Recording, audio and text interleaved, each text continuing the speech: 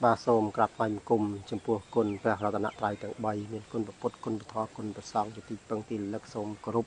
bà lục bà lục dây phục bài bông ôn phu mình khui mùi từng o nên là khăn hai nâng ra đọc bà chụp một nhầm cái nào thì đấy ngày này bà tẹt tông cho mùi nâng riêng khai chụp bà miền khai chụp mà đam đi bà chia khai chụp nó bỏ chân chết hiện tách bà hay nhầm gọi là thua vịt ôn ấy còn là tha chui គ្រូដែលគាត់បានពឹងពាក់ខ្ញុំព្រមទាំងបងប្អូនដែលនៅជាមួយនឹងបាទដើម្បីចែកជាព័ត៌មានបាទបើសិនជាបងប្អូនណាមាននិស្ស័យក៏អាចតាក់ទងទៅបាទហើយមិនមែនជារបស់ខ្ញុំទេបាទគឺជារបស់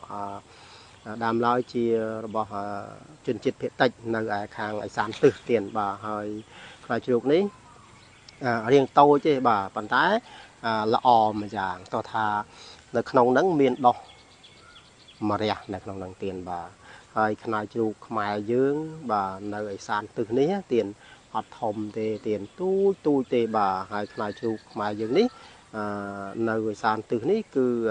ពីបុរាណហ្នឹងគេជឿហើយគេនាំគ្នាជឿថាមានបារមីអីចឹងទៅហើយមានឫទ្ធីនិភាពអីចឹងទៅមានដែលជះអីខ្លាំងចឹងទៅបាទការពារផងរកទទួលទានផងបាទហើយចឹងខ្នាយជ្រូកផ្នែកឯសានទឹះបាទ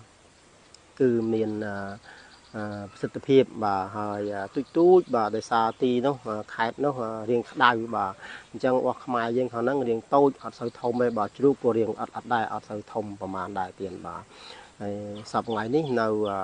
បងនៅថៃរសានៅឯស្នួរបាទចិត្តកចេះនោះបាទឯប្រហែលជាចេះឲ្យស្រុកស្នួរបាទ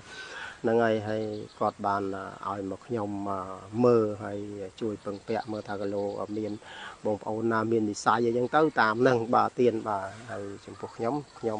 មិនមែនជារបស់ខ្ញុំទេបាទចែកជូនបងប្អូនប៉ុន្តែអ្វីដែលល្អនោះទៀនគឺខ្នាយជ្រូកនេះមានម្រះដុះក្នុងនឹងហើយតែខ្នាយប្រហោងណាទៀនណាបាទប៉ុន្តែអាចប្រើបានទៀនបាទចូលទៅគ្រប់បូជាបាទ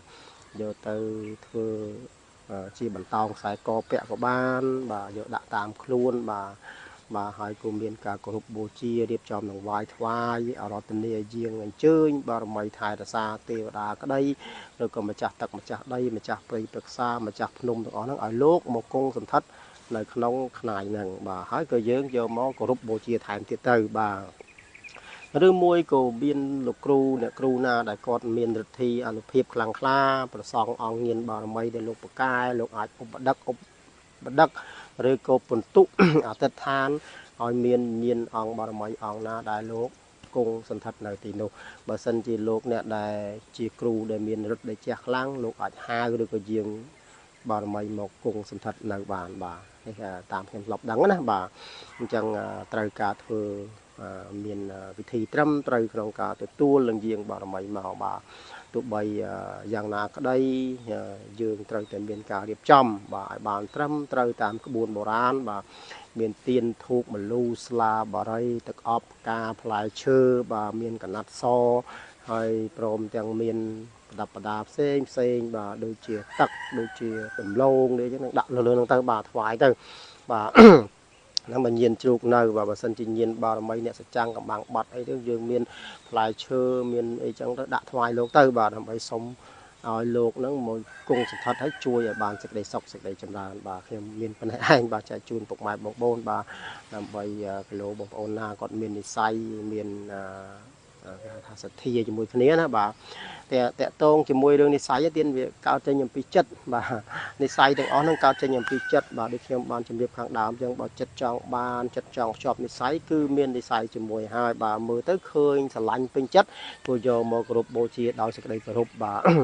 បងប្អូនខ្លះដូចបងរាអីគាត់អត់គិតអំពីអ្វីទាំងអស់ឲ្យតែគាត់ស្រឡាញ់ជារបស់ធម្មជាតិអញ្ចឹងគឺគាត់យកឲ្យបាទមិនមែនជារបស់កែច្នៃអីទេគឺថាគាត់គោរពបាទ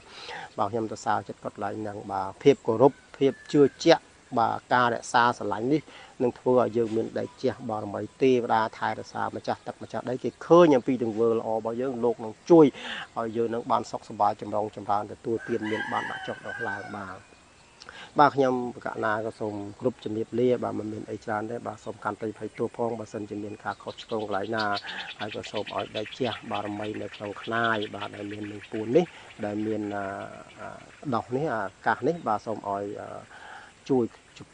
ជួយជុំជ្រែងថែរក្សាពុកម៉ែបងប្អូនឲ្យសុខសប្បាយទទួលទានមានបានដាក់ចុះដោះឡើងប្រាថ្នាអ្វីឲ្យបានសម្រេចរួចសេចក្តីប្រាថ្នាបាទ